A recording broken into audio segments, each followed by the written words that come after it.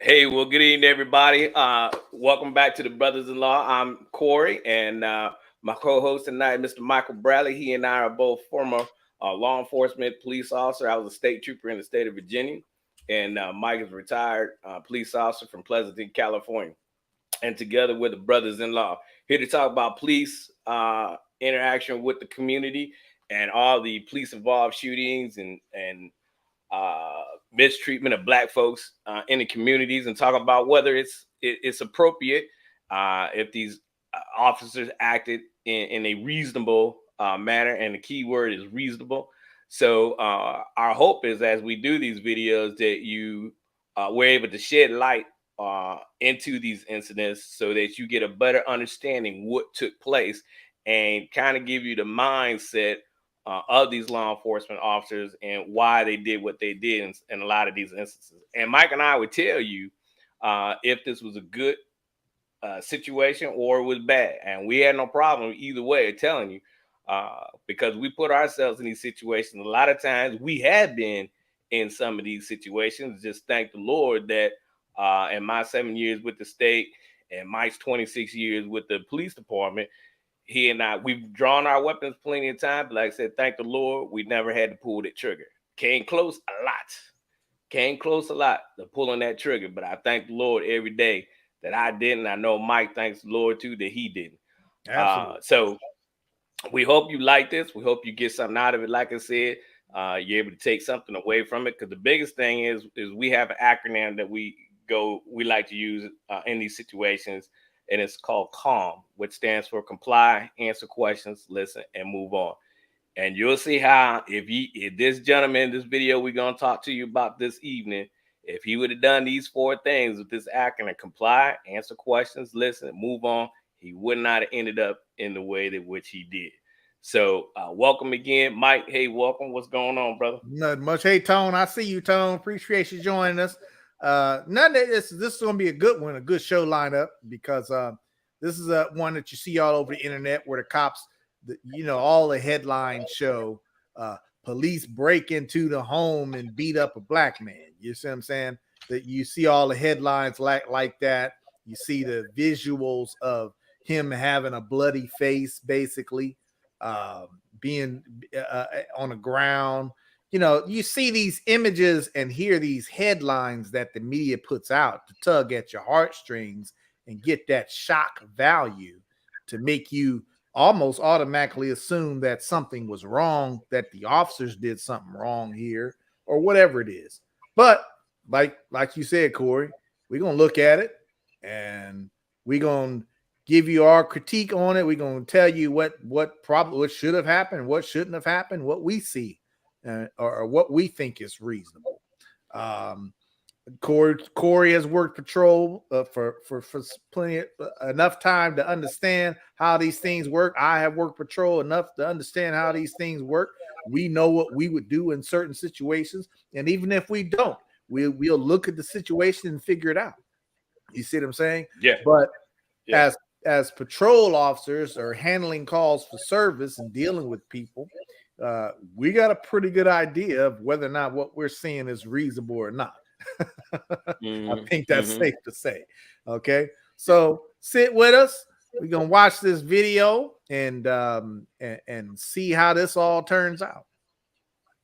So before we start this video, go ahead and hit that like, share, and subscribe button if you're liking the content of this video. We also have other videos as well where we break down a multitude of videos that you can take a look at and leave a comment on those videos. And Mike and I will often respond to comments. And in fact, if we don't respond in the text there, we'll respond on our next show.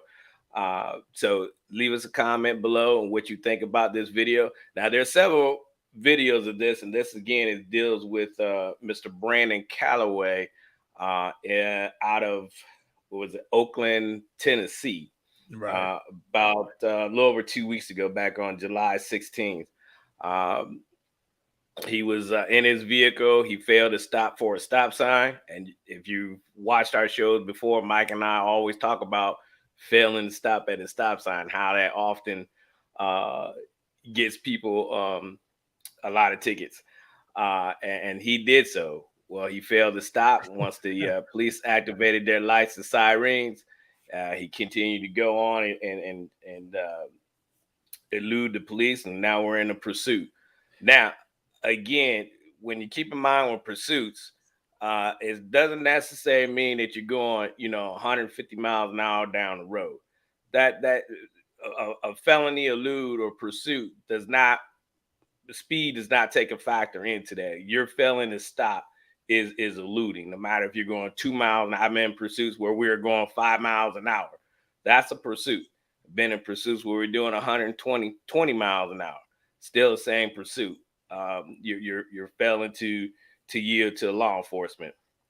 And so don't get bent up over, well, he was only going 32 miles an hour and the speed limit was 20. Okay, he's still speeding. Yeah, he's still speeding.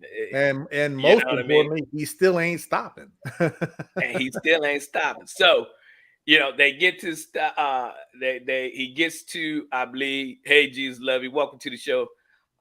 He gets to some resident. Now, Mike, I don't think it was his house. I think it was his girlfriend's house, because in there you'll hear him say, "Hey, call my mama." I don't believe. I wasn't aware of that. I don't believe it. Yeah, I believe it was a girlfriend's house. It was somebody's house he knew. I don't think it was his house. And the police go in the house. Now, this is where a lot of people are going to get heartburn over, but Mike and I will do our best to explain why they did that, go into his house without a search warrant. Can a police officer go into your house without a search warrant? And we'll discuss that. But this is about a 2-minute and 8-second video. As always, we'll play it through, and Mike will give our analysis afterwards. You guys get to chime in, let us know your points of views and thoughts of what just happened. And do you think the police acted as reasonable officers? Right. And while we watch it, some of the questions I want our viewers to be thinking about is, number one, do you have to follow what the officer's doing even if you believe what they say you did is inaccurate? Think about that. Can you run into a house and be safe from police if you decide to do that? I want you to think about those questions, because all that's going to come up, and we're going to explain some of that stuff. And what would you do in this situation? Are you the type that you run a stop sign and you think you're going to make it to the house quick enough and not be stopped by the police? Think about all those questions. So when we watch this. All right, without further ado. And again, this is a real short one, but there's a lot of longer versions of this on the net, or on YouTube. Sorry.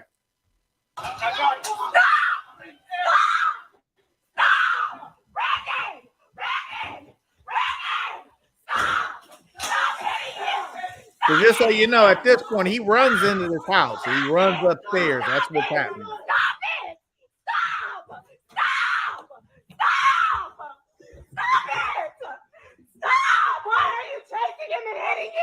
He has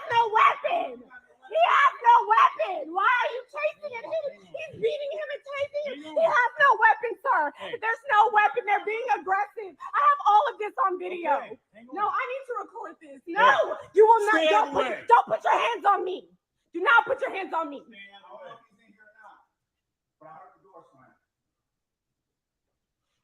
What we got? Bring me my phone, Zaria. I need to call my mom. I need to call his mom. Get out. Get on the ground. Get on the ground. Get on the ground. Taser ain't work. What y'all doing? I'm bleeding. Stop hitting him. Stop. Brandon, stop resisting. Brandon, stop resisting. Just stop. No. Just get on the ground. Get on the ground, Brandon. Get on the ground. Get off of his head!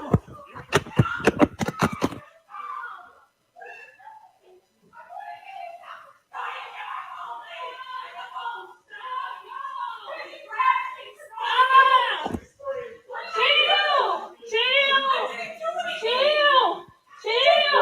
I know!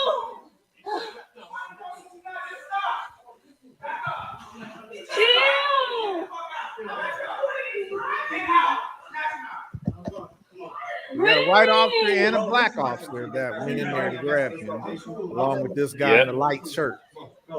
No, you ain't cool.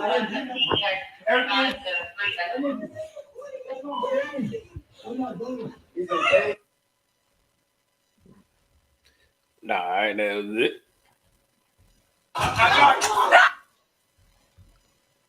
So a lot going on, and this is probably one of the most common videos you'll find on YouTube about this situation.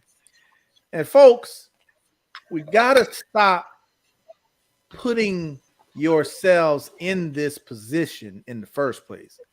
When you see those lights behind you on the traffic stop, whatever it is, and I can't get this message through enough, Corey, especially the young folks who want to use the excuse of I was afraid, or I've seen what happened to my friend or other people like me, so I didn't want to stop. I was scared. I ran away because I was scared. Folks, we gotta stop that. If anything, you could say that we've seen enough circumstances where when people run from the police, from enforcement stops, that it never turns out, or it rarely turns out great. You see what I'm saying? It always turns out into something. We've seen plenty of incidents where if you run from the police, it could turn deadly. It depending on what it is, what actions you take, what's going on, and all of that. You see what I'm saying? When you see those lights behind you, you must stop. It doesn't matter if you're afraid. It doesn't matter what you think you did do or didn't do. You need to stop. Things escalate when you make the decision to take off. Yep. You say that, Corey? That changes the officer's whole perspective, because now, just like the video we did a couple weeks ago about the young man that got shot 60 times in Akron, Ohio. When you don't stop, we automatically start thinking, okay, now why isn't he stopping? Right? Did another crime take place? Did he kill somebody? Did he steal? With a drug deal? What's the reason? Is he wanted? We're not thinking, oh, he must be afraid of me, that's why he's not stopping. No, exactly. At that point, it's no longer just a stop sign violation. Right. When you take off, it's no longer just a stop sign violation. Right. Right now, I'm okay. Now I'm looking at felony elude. I may not even charge you for what the initial stop was, because I have more serious charges. Right. That's a felony versus a small misdemeanor.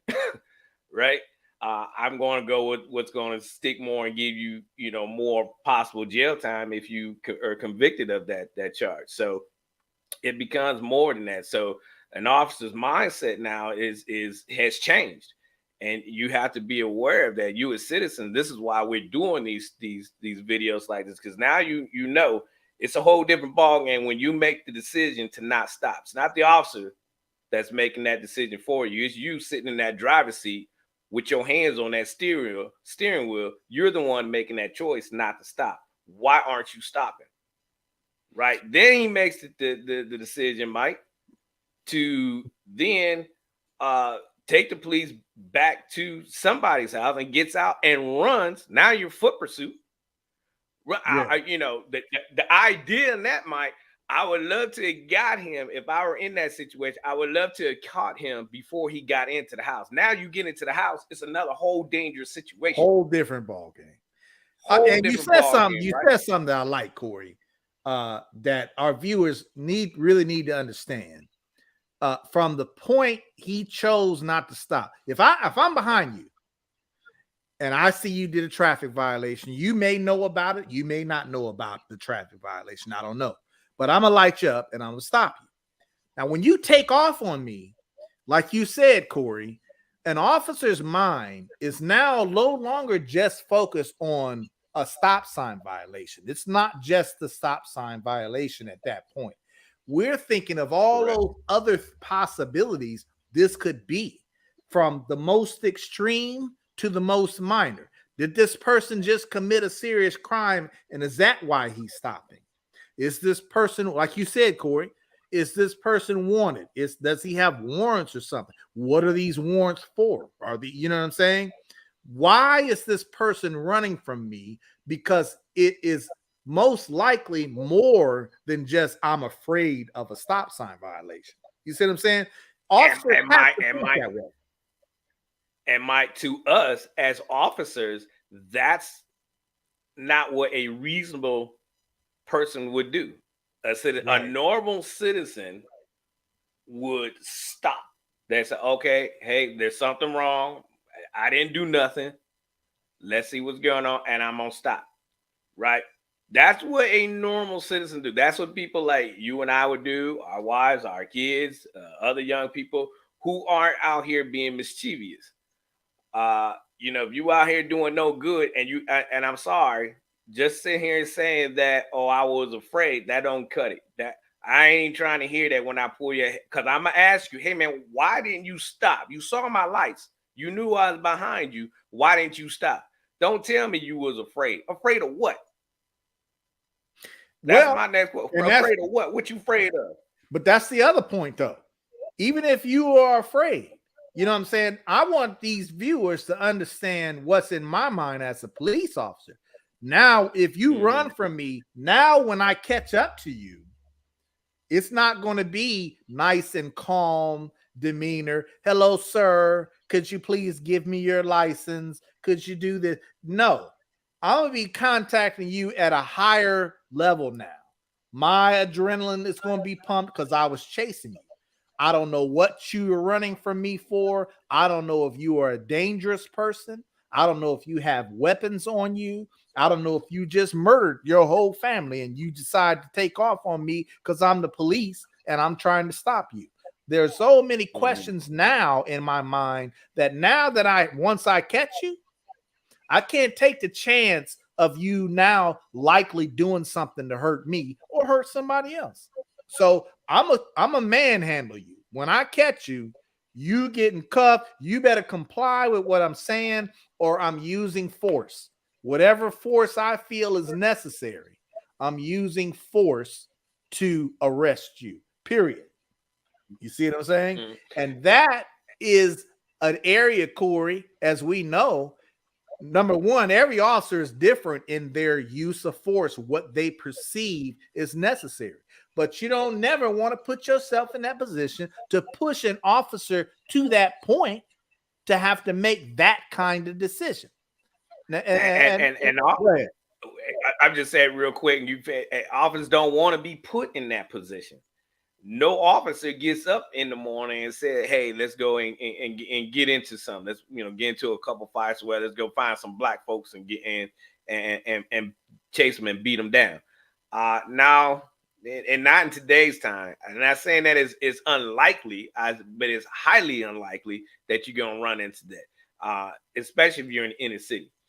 We're gonna always say that we're being targeted. And I believe one article I read in this, they're saying that, people are saying that this guy was being targeted by the police. Like, no, dude, you failed to stop at a stop sign. Ran a stop sign. I mean, simple as that.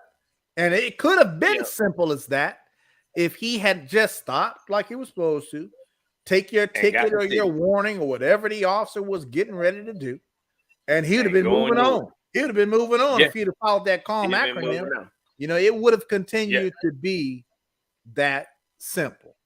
But he decided to take off. To make it complicated. Yeah. Now, let's talk about the reasoning or maybe his thought process of running into a house. Now, we need to make this clear, Corey, because I'm speculating, and I say speculating because I'm not in this kid's mind. I don't know what he was thinking, but he chose to run into a house, girlfriend's house, whatever, right? And he must have thought that officers couldn't chase him inside a house. In the house. What say you, Corey? Well, again, like you, I echo what you say. I'm speculating. I don't know what possessed him to want to run into somebody's house. But that's the $1 million question. Can the police officers go into? Because some people are saying, well, why didn't they just, quarantine the house, set a perimeter up around the house and got a search warrant to go in there? Now, in some certain circumstances, yes.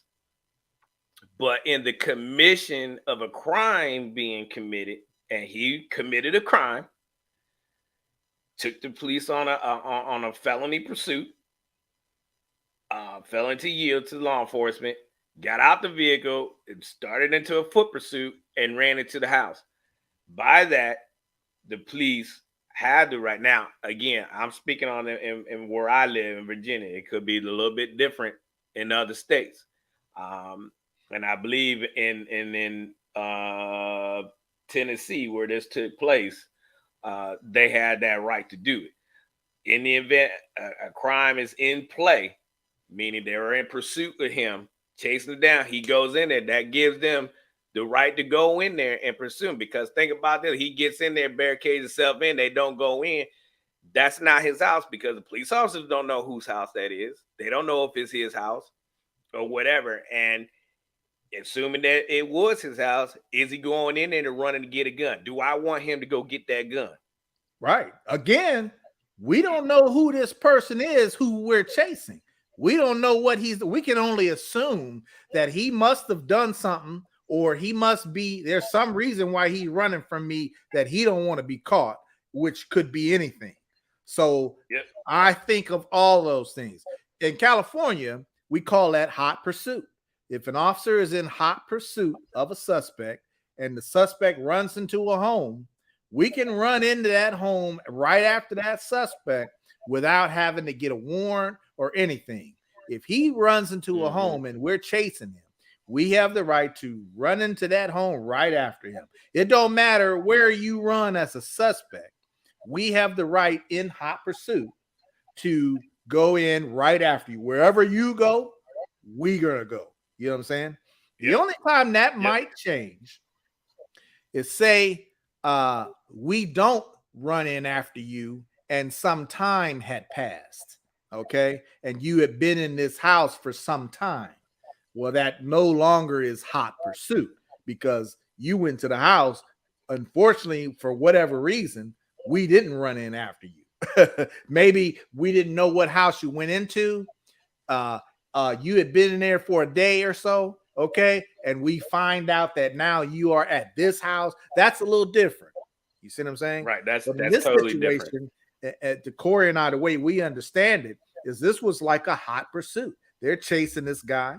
He takes off from him. He runs into a house, probably thinking that, oh, I'm good once I get into this house. No, you're not. We can run into that house right after you if that's where you end up running. Now, he in the house. What now, Corey? I was gonna read real quick from one of attorney that I follow, and he states that police officers, and this is out of Virginia in the Hampton Roads area. He said police officers can enter your home at any time if they believe a crime is underway. For example, if they chase someone from a scene of a robbery or a drug crime and they witness that person enter your property, they can continue to pursue onto your property or even into your home.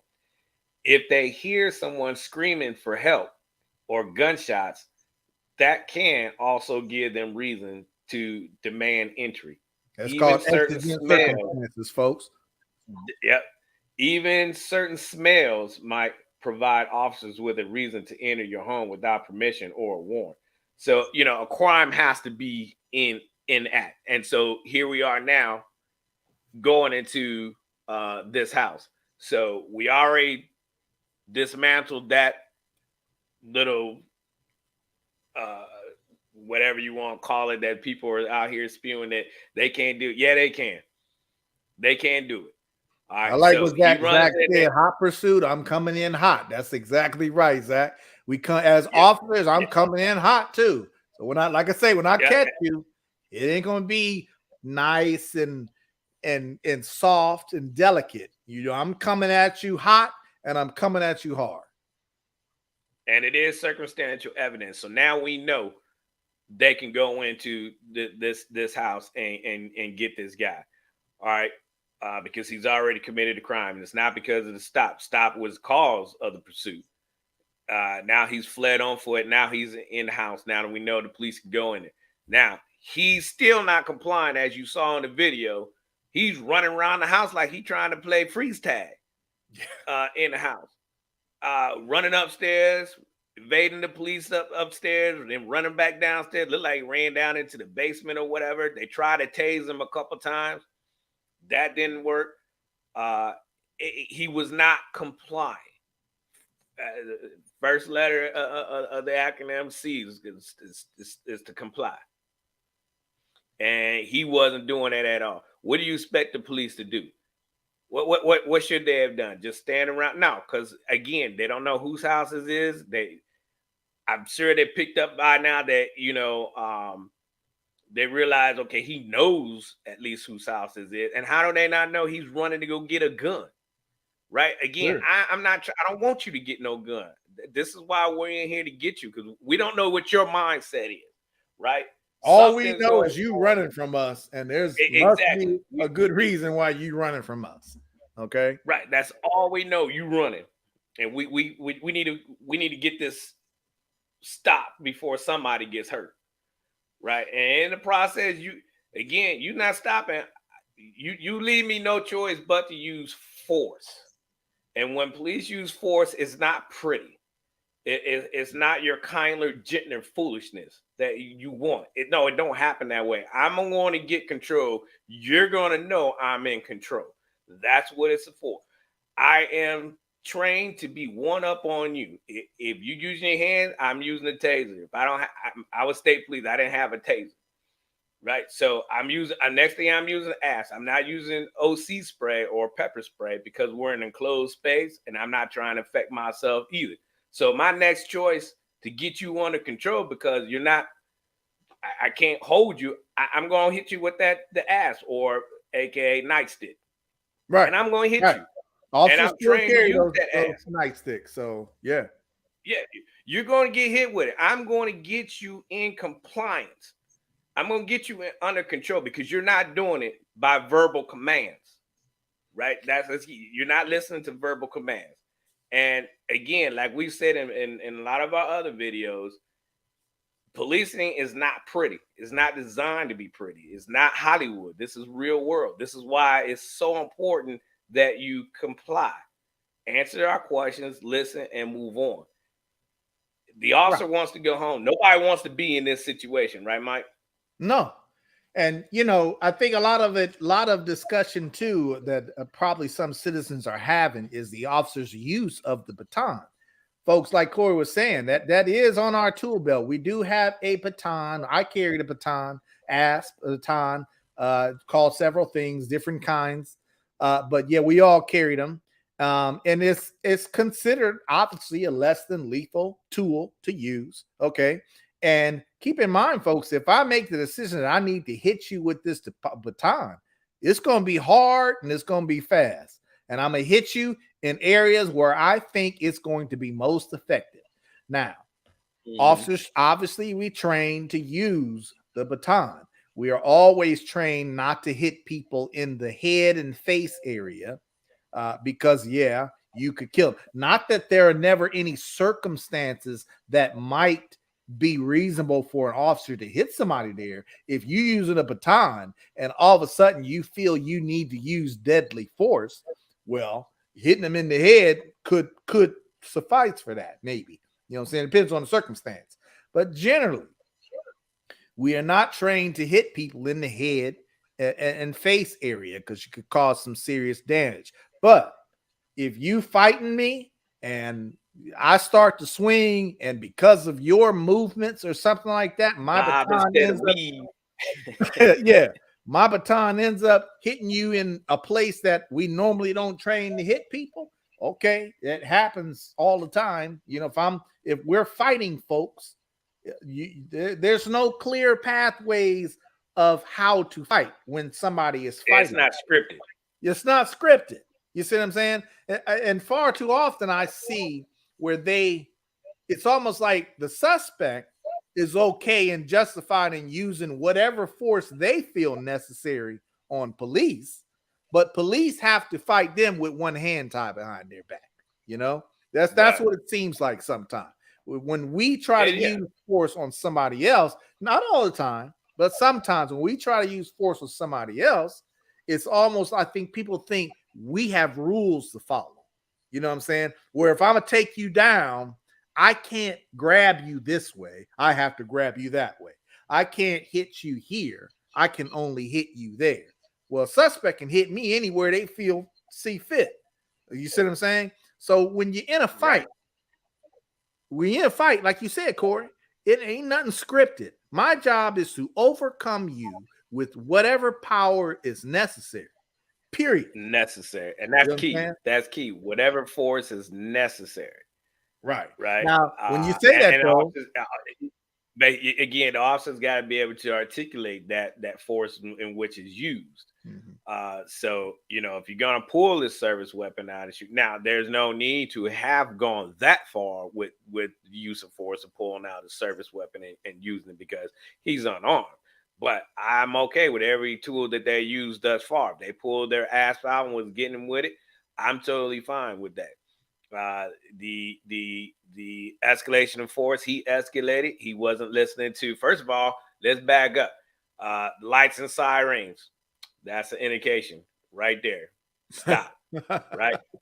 He got out the car running. I'm pretty confident they were using verbal commands. Stop. Police. Oakland police, whatever their police department name is. Stop.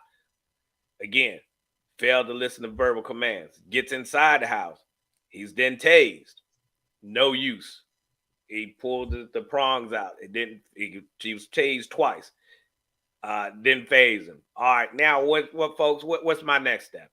I'm go hands on. Right? Do I really want to go in hands on with him and get really combative with him? Probably really don't. But I'm gonna use my ass. I'm pulling out the ass and I'm going to work. All right. Like Mike said, we're trained to use it. We're not. There's certain parts in the body where we train to hit you with the ass. All right, and head is not one of them. But if you bob instead of weave and you get caught in the head, then it is what it is. I wasn't targeting your head. You just so happen to move the wrong way. That happens. It's again, policing is not pretty. It's not scripted. All right.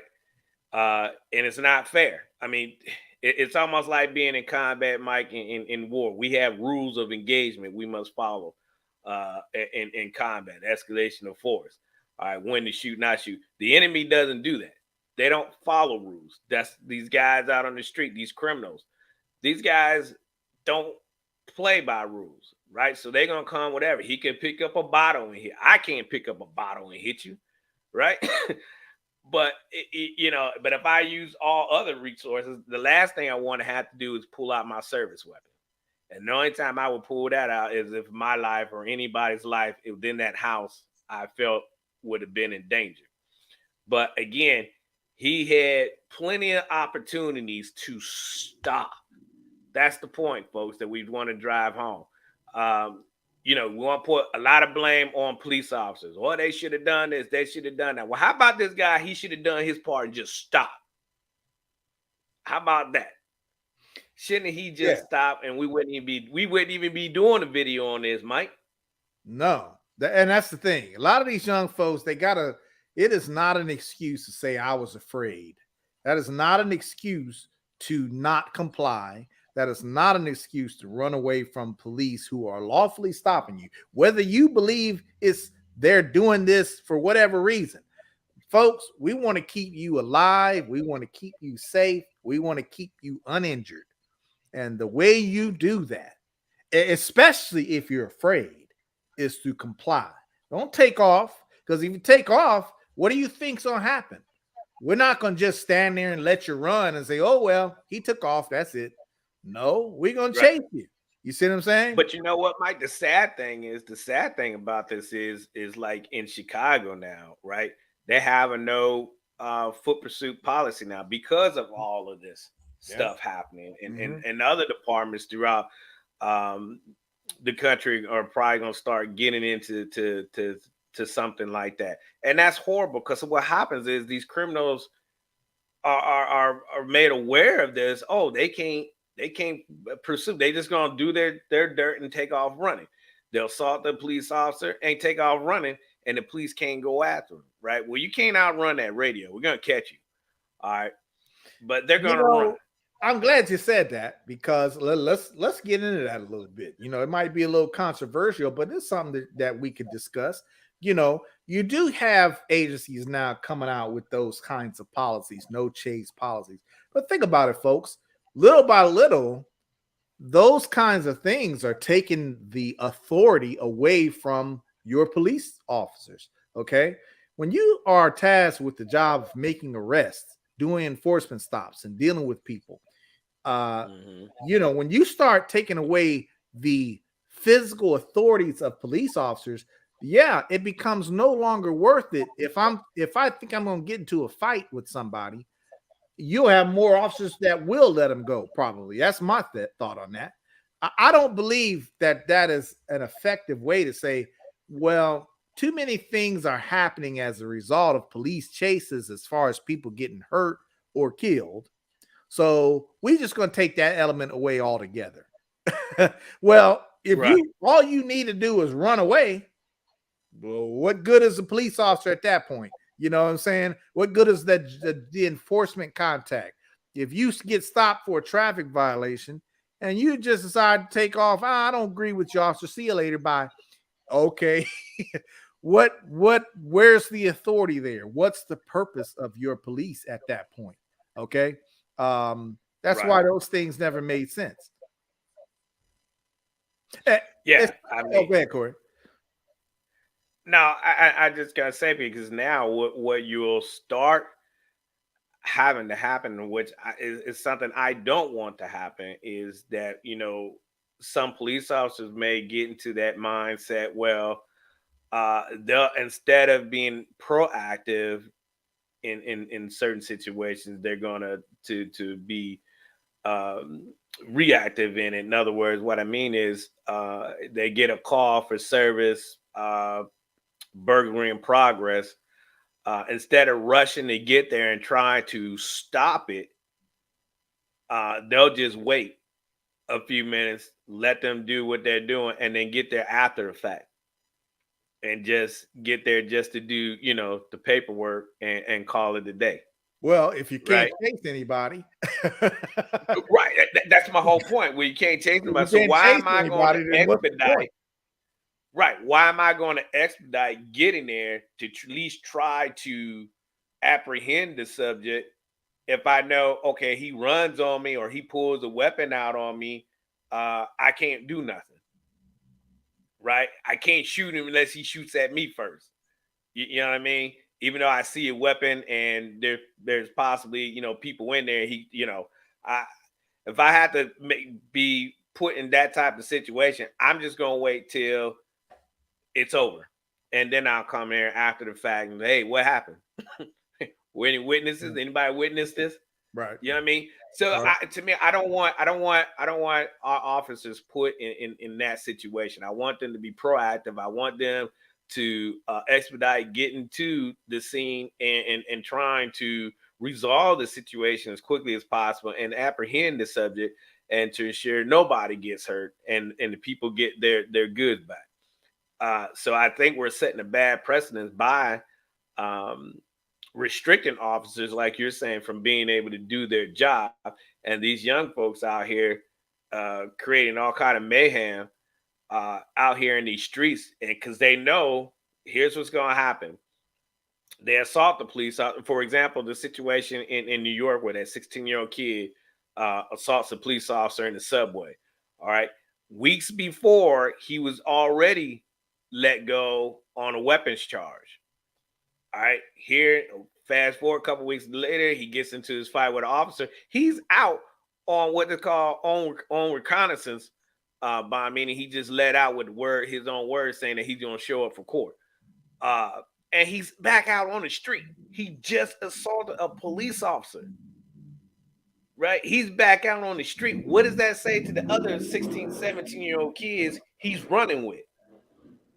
Yeah. Oh, you can beat up a police officer, you be back out on the street, and all you got to do is run. and all you gotta do is run. You see what I'm saying? We're setting a bad precedent. You're putting officers' lives at risk, and most importantly, you're putting the citizens' lives at risk, right? Because if you don't get this guy, if you don't get this person off the street, right, he may commit another crime an hour later and kill somebody. Then what? Well, if now you we both got know that there's a difference between pedestrian foot chases and vehicle chases. Now, out here in California, we do, and there's some cities now that you're seeing they even have, like you said, Corey, a no pursuit policy in vehicles. They don't even pursue you unless it's A, B, and C. And A, B, and C is very, very specific. If you ain't got that, then you ain't chasing nobody. Yeah. You know what you I'm saying? ain't chasing nobody. And you got a lot of them coming there. Now, when I was an officer out here in California, our policy was basically it is on the individual officer to decide if he or she is going to get into a vehicle pursuit with a suspect. And if you do, the responsibility remains on you as the officer to decide if that pursuit is getting too dangerous for the community for you to either continue it or discontinue it. That responsibility fell on you as the individual officer. So if you end up pursuing somebody, right, in a car, and the circumstances in which you're pursuing become dangerous to the community, i.e., there's a lot of traffic on the road, or you're getting ready to pass through a school zone, or a lot of pedestrians on the road, things like that, or vehicle traveling on the wrong side of the highway or something like that, then you need to discontinue that pursuit, because those are circumstances that are highly dangerous to the community. You see what I'm saying? And that responsibility fell solely on the officer. So it wasn't a don't pursue under any circumstances when I was an officer. It was as if you do, make sure you keep A, B, C, and D in mind, and it's up to you to decide whether you're going to continue it or not. Unless the supervisor comes on air and says, I want you to discontinue, then that responsibility is put on him or her at that point. Yeah. What about you? So, okay, yeah. So for when we got into pursuits, we had no restriction. We were to stay. We're on the highway.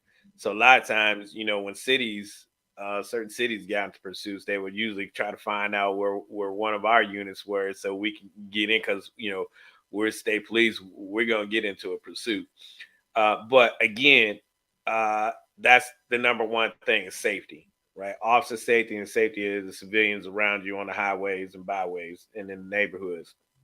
And so at any time, anybody can call off the pursuit. It doesn't have to be the lead officer, the one that's initiating the pursuit. Any officer can cancel a pursuit. And when they get over and say cancel, then you got to cancel. There's no ands, ifs, or buts. You cancel the pursuit. Okay. But I want to hear from my viewers, to your question that you asked at the beginning of the show, Mike. Go ahead. You remember that question? Yeah. What was it? It was 3 of them, wasn't it? Yeah. It was. Do you think it's acceptable to take off just simply because you don't agree with why you're being stopped or being stopped at all? Do you think that running into a house is going to automatically make you safe, like you playing tag and you made it to base, so you can't get me, you can't touch me, I'm on base? Those questions you're talking about? Yeah. What are your thoughts on this video? And I'll put the link in the description after the show if you missed it, check it out. But so you can still chime in afterwards, leave us a comment what you think. Now that in certain states, if the police are involved in an active criminal offense, the officer can, and that individual runs into a house, the officer can go in there without a search warrant. So I highly recommend though that you just go to different defense attorneys' websites and check out what they have on there, or do a Google search for your state. If the officers have the right to enter your house without a search warrant, and you'll get your answer. All right. So, but share this knowledge out. So what we don't have is a bunch of people getting out here and start wanting to. And again, I'm all for protesting, but know what you're protesting for. Don't sit out here and say, okay, well, they had no right going into their house and beating them. Well, if you watch the video, you never really see him get beat, so we really don't know how he got his head busted. He could have hit it on the wall. He could have, he might have got hit in the head with it. He could have hit his head a number of times on different things. From what I saw in it, I didn't see where he got hit in the head by one of the officers. Now, we're only seeing what might one version of a body camera. Or it might have been her cell phone. Oh yeah, I think it was her cell phone. I don't think it was even a body camera, an officer's body camera. So it would be nice to see an officer's body camera of who was actually went hands on with him in the house. But even however he got hit in the head, the point is, folks, is don't escalate a situation to where it even has to go there. If this guy would have stopped for a stop sign violation, he would have got a ticket and was moving on. There wouldn't have been even an issue, like you said, Corey. We wouldn't even be talking about this. You see what I'm saying? Right. And also, real quick, when those officers entered that house, you see how the female of the house was yelling and screaming.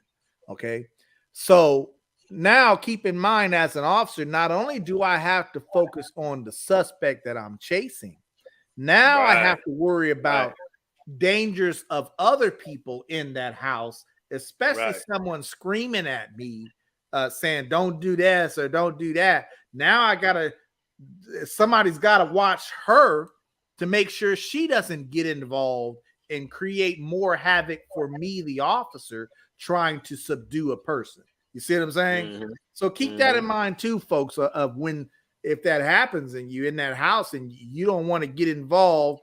And it was nice to hear her say, stop resisting, just get on the ground. Yeah. He even said and he still wasn't listening to his own people. Right. Which is an indication that, that he definitely wasn't going with the program. So Brenda says, yes, I think it's a good discussion, but don't think that it's a good idea if the officer can pursue on foot. It can be dangerous. Definitely. It can be dangerous. Yeah. But as we see, people can be running, turn around and shoot. There have been plenty of officer deaths because they were chasing somebody who decided to all of a sudden turn around and take a shot at them. You see what I'm saying? Yeah. So definitely a foot pursuit, any pursuit can be dangerous there, Brenda. I agree with you on that. But I'm not sure if it's reasonable to say, well, we just gonna cut out. If they run, don't pursue them. Period. You see what I'm saying? That takes you chipping away at the authority of police.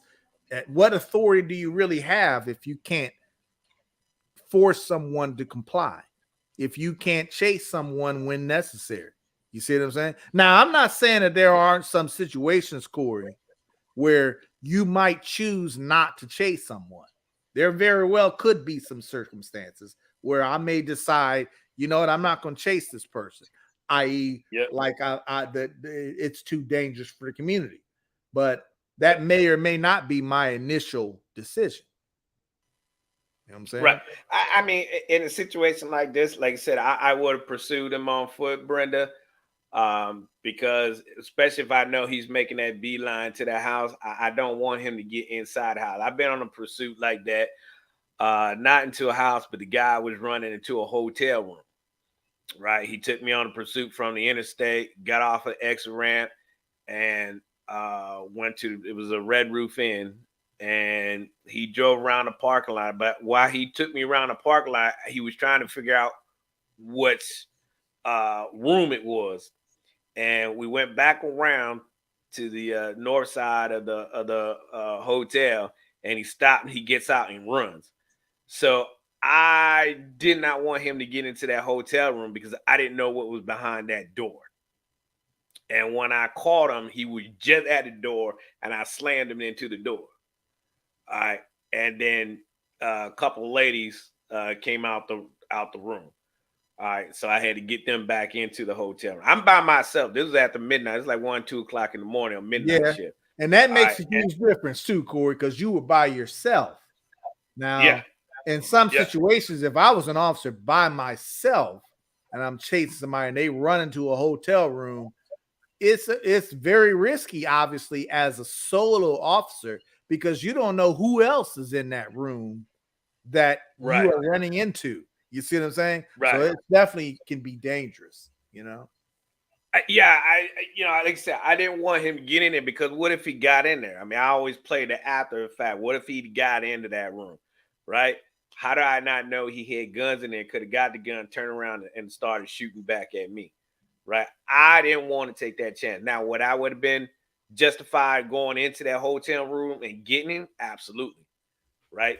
Because we were in a pursuit. It was back then. It was still classified as a felony.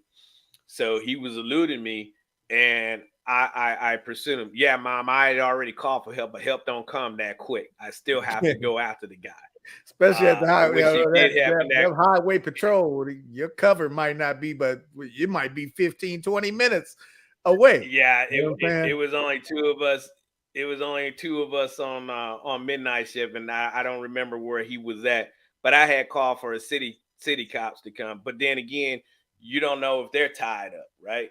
So, we have to keep going. This is our job. This is what we raise our right hand and swear an oath to, right? I'm not gonna stop just because I'm by myself. That's not what I do. That's not what I did. All right, I'm going to get you, and I did get him.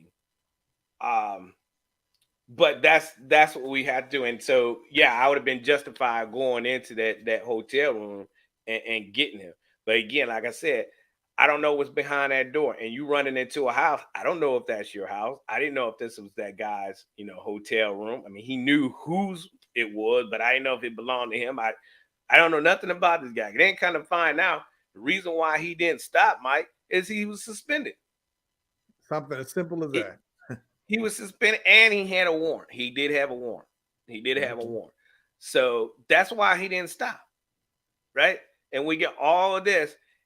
I mean, he's either way, if he did stop, he still was going to jail because he had a warrant. But if he didn't have a warrant, I'd had to tow the car and he had to come get somebody to come get him off the side of the road and call it a day.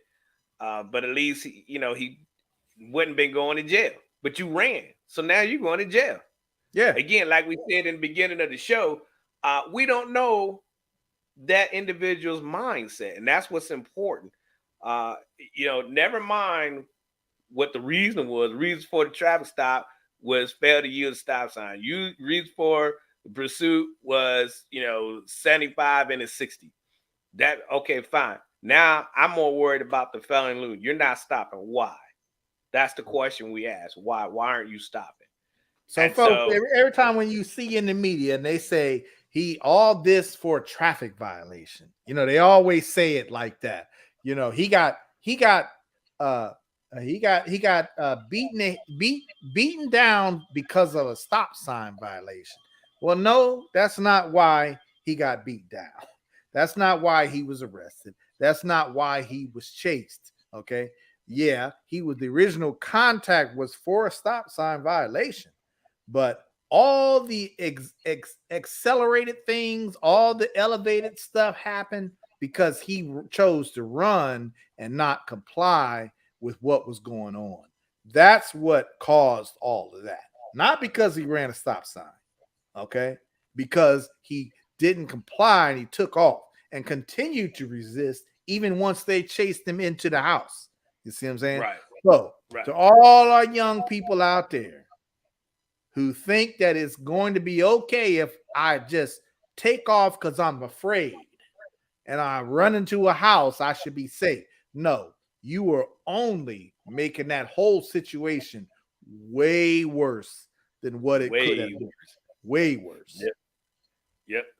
And that's key. So we're gonna wrap this up here in a few minutes. So the acronym CALM, what does that mean? Comply, answer questions, listen, and move on. So had he complied at the initial activation of the lights and siren, whoop whoop, pull on over, right? Comply. Officer comes out, identifies himself, driver's license, registration. Hey, answer questions. Why are you speeding? Hey, where are you going? Whatever. Answer the question. Listen to what the officer's telling you. All right. Hey, you got a court day here. This is how you can take care of this ticket, whatever. And guess what? He gives you a copy. And guess what you get to do? The last word of the acronym. Move on. That's what you get to do. All of this pursuit, no use of force, none of that stuff. None of that. None of that. You just got a ticket, and that's what the acronym CALM is all about, teaching you that to these things so you don't end up and put yourself in a situation like this young man did for nothing. Traffic stops should not end like this, and it's all like, oh well, he didn't do nothing. Well, yes, he did do something. Yeah, he did something. He escalated the situation, and it did not have to go that way. So yes, he did do something, right? We don't want it to go there. I never wanted to put hands on people. That's no, because that's too much work. That's too much after work, I should say, right? With writing reports, being investigated yourself, it's too much, and officers don't want to go through that. So. Leave us a comment below if you like it. We thank all y'all for joining us tonight. Mike, you got last few words? No, everybody be safe and don't decide to do something that's gonna make the situation worse. All our young people out there, don't do something stupid. Stop, do what you're supposed to do. That's the biggest thing. It's not enough to say I was afraid. That's ridiculous. You see what I'm saying? And that's not an excuse. They're not going to decide not to arrest you simply because you said you was afraid. You see what I'm saying? Right. Now, real quick though, a lot of questions that people would have to ask is, why did the officers go in and chase him in the house? Well, now you know they have a right to chase you in the house. They have a right to use the force on you if you don't comply. Those things ain't going nowhere. It is supposed to be that way. Okay, so just comply and stay calm. That's it. Stay calm. And on that note, go ahead and hit that like, share, and subscribe button. If you're new to the show, continue with the support and share this out for us and get this word out and just tell people to stay calm. Stay calm. Comply, answer questions, listen, and move on. Hey, thank you for joining us. We got more videos, so there's going to be a little icon button on the top right of your screen once after this recording is over. So we got more videos for y'all to watch. Check us out on YouTube. We got a lot of videos on there. And we'll be back next week with another video and breaking it down and letting you know whether or not it's something what a reasonable officer would do. So thank y'all again. We appreciate it. We love you. And we will see y'all next week. Peace out.